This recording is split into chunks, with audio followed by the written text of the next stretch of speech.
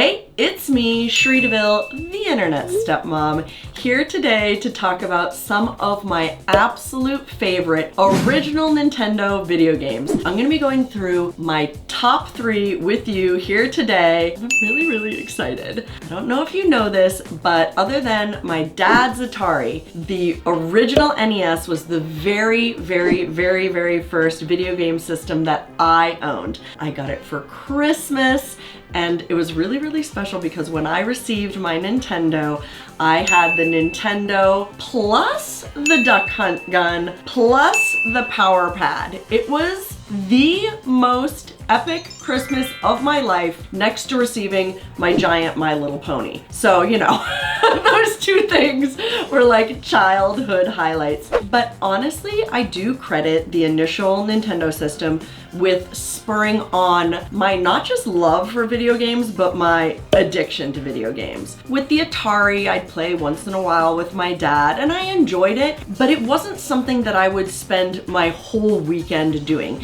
It wasn't something that when I got right home from school, I'd immediately have to play. But that is the level of addiction that the Nintendo brought into my life, and I still spend hours playing video games every week, and I will never reveal that number. Okay, let's get to it. I'm gonna start from the bottom and work my way up. So my third favorite original Nintendo video game ever is DuckTales. Nobody ever talks about this game. Why?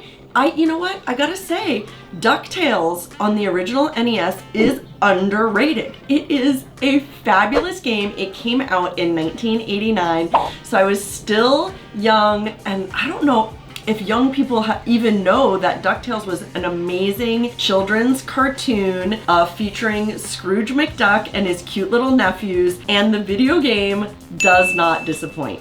It holds true to the television series in both the bright, beautiful colors that it uses, the fun music, the lighthearted attitude. Basically, in this game, you are Scrooge McDuck, and you're trying to, surprise, be the richest duck in the world. So you're going about your adventures as Scrooge, and it is so much fun. This is also, at least for me, the very first game that you could choose your difficulty level. I know that's super standard now, but that was really not a thing back in the day. Back in the day, you just played the game and you kept dying and starting at the beginning of the freaking game. So this game, at least if you wanted to, you could start at sort of an easier level and then work your way up. So I remember really appreciating that. But my favorite thing, I think the thing that makes this one of my top games, other than the beautiful aesthetic and my love for the television show, is that you got props. My favorite one, if anyone has played this game, is the frickin' pogo stick. This blew my mind as a kid. You got to like pogo stick around, like a pogoing on enemies and killing them, and it was just, I don't know, A++. I would absolutely, to this day, super enjoy playing this game, and it comes really solidly in as game number 3 on my list. Coming in at an extremely solid number 2. Honestly, this game was almost number 1, but I think the reason that I was kind of waffling is because the newer versions of this game are so like iconic and important to me that I almost bumped it up, but I said to myself, no, you have to think about how you felt as a kid playing Nintendo, and this was my second favorite, not my most favorite, and it is Zelda. Duh!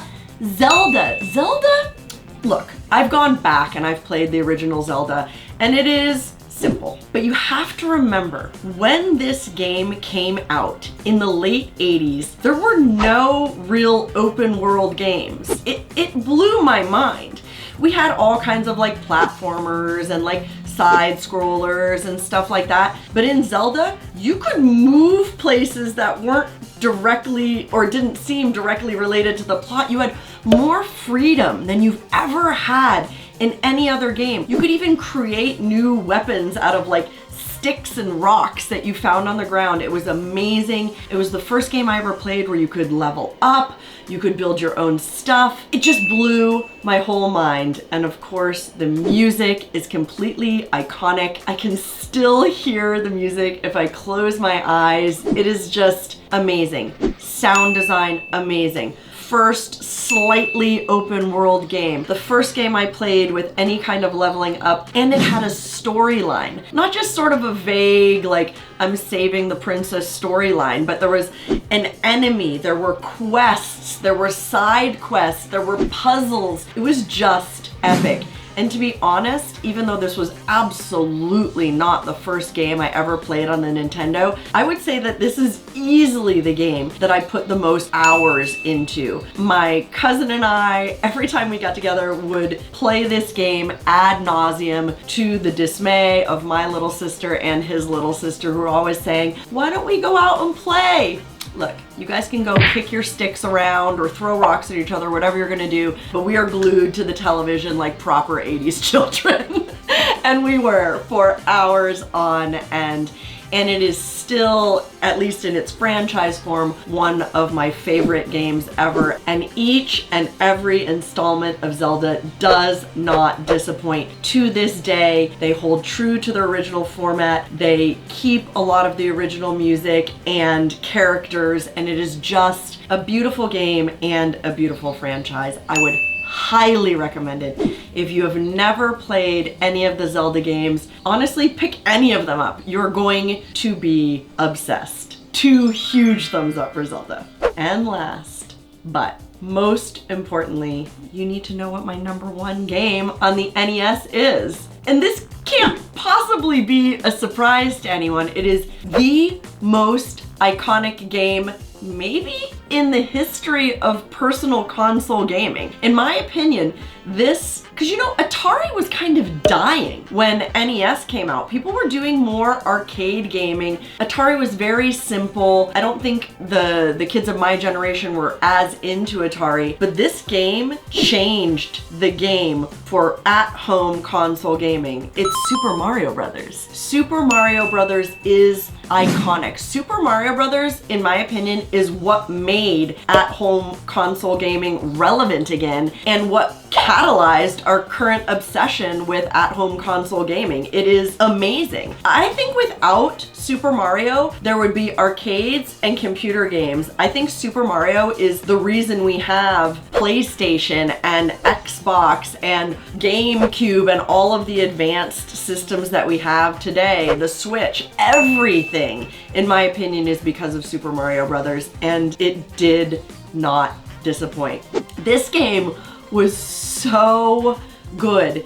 It's bright, it's cheerful, the music, iconic, but not just the music. We all know what the Super Mario Brothers theme song sounds like, what it sounds like when he's going down the flagpole, what it sounds like when he's underwater or in your first underground tunnel, but we also know sound design elements, what it sounds like when he breaks a brick, what it sounds like when he hits a coin block. Every single moment of the sound design of this game, including the music, is perfection. And it gave you variety. It gave you underground levels. It gave you above ground levels. It gave you, in later games, ice levels. It gave you water levels. It was beautiful. And hard. The game was so hard because it was back when you had X number of lives, and when you died, you died. You didn't start at the beginning of that level. You started over at the beginning of the freaking game. I mean, this was something that took actual time and skill to learn and to master and to beat.